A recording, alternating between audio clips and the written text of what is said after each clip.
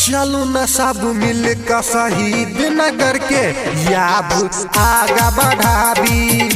चलो न सब मिल कर शहीद नगर के याब आगा बढ़ाबी। चलो सब साथ मिला कर हाथ चलो अब आगा बढ़ाबी। चलो न अब आगा बढ़ाबी। चलो न सब मिल कर शहीद नगर के याब आगा बढ़ाबी। चलो न सब मिल कर शहीद नगर के याब आगा बढ़ाबी।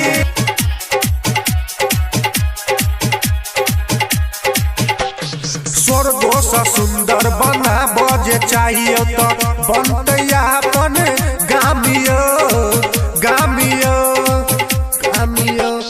वीर शहीद कामेश्वर कुशेश्वर दिल के अपन बलिदानियो बलिदानियो।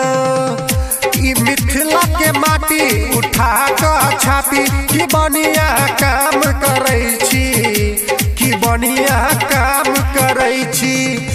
चलो न सब मिल कर शहीद नगर के याब आगा बढ़ाबी। चलो न सब मिल कर शहीद नगर के याब आगा बढ़ाबी।